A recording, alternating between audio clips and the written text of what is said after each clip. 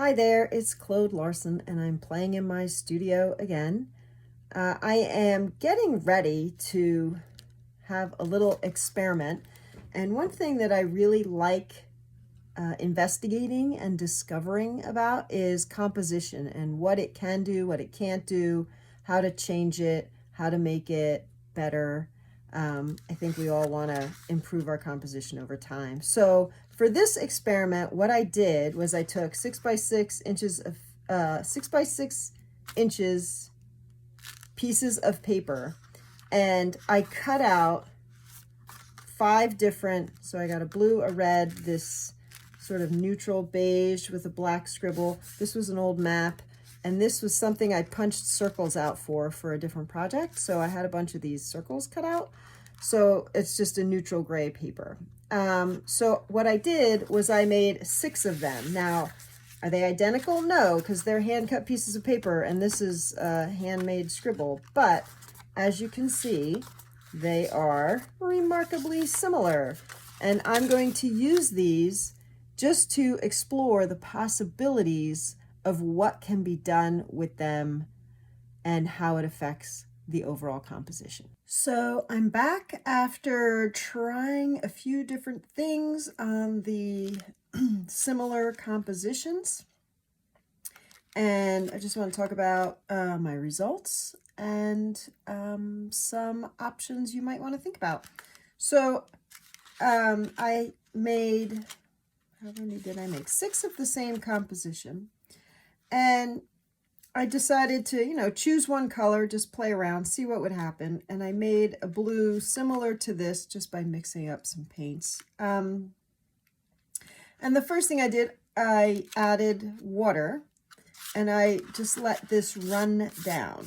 And again, these are experiments, so it didn't turn out great, but what I did learn was that I think I probably would have preferred to have the lines run across this way, across this circle might have been interesting. It got a little lost here, so just something I noticed. I also put a circle of paint and then lifted it off with a piece of paper. So I just put a piece of paper down, rubbed it really hard, and lifted up most of the paint. I got some, varying results in here where there's some bumpy paint. It's a little different. Here's where some matte medium was from doing collage, and here's where there was raw paper. So the paint adhered differently. So you got a little variation in there. I don't love it, but just an idea of what lifting paint can look like. Took one of my Stabilo woody pencils, and I just made an open shape. Now this I like better than the first two. It's different. It's open. So this is an open shape too, but this one is open. It's wonky. I think this adds interest to it. Not in an overwhelming way, but in a better way than the previous two. Now this, I just took a toothbrush and splattered it. And I thought of this as, maybe if you block it off, it looks interesting coming off down here, but fairly unremarkable, let's say. I added a pattern. So I just took a cap, little plastic cap I have to a spray bottle, and I just added a pattern. And it's nice, it's a repetition of the circle shape, but different. It blends the color blue. It attaches this part of the composition to this part of the composition, this part of the composition to that part of the composition. So I did like adding the pattern with this. And then this one, I painted on a separate sheet of paper, laid that paper on top, and then I just took like the tail end of a paintbrush and scratched into it. So this is a monoprint, whereas this one, I lifted paint. So 2 different results.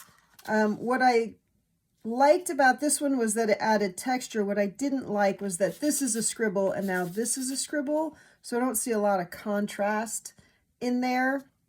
So I guess overall, this one and this one are my favorites. Now you could disagree with me entirely. Maybe you really liked the splatter or the drippy lines or whatever. And that's kind of the beauty of it. And the whole point of the video is I could do 1,000 different things and they are each going to do something different to the composition. And what you choose to do in a composition is also infinite. You could add, you know, I could have added more collage. I could have, you know, covered over a shape so maybe there was less red. I could have extended the shape of red by adding paint or whatever. There's just so many options that I think it's worth these little explorations. Obviously, I feel like these are worth my time, which is why I do them and why I share them. But I think it's worth a little time exploring because you just start building up sort of a vocabulary or a repertoire of, you know, what this visual element adds to a composition. Is it making it better? Is it making it more interesting? Or isn't it? And so it's just something to think about, something to play with. I hope you'll try an exercise like this. Again, these were just 5 pieces of paper from my stash that I had enough of to use repeatedly. They weren't expensive. This is cheap drawing paper. So it takes a very little bit of time. It's very inexpensive for materials, but you learn a lot by doing little experiments like this. So get with your materials and go have a play and have some fun and see what you learn. Okay, thanks for being here. Bye.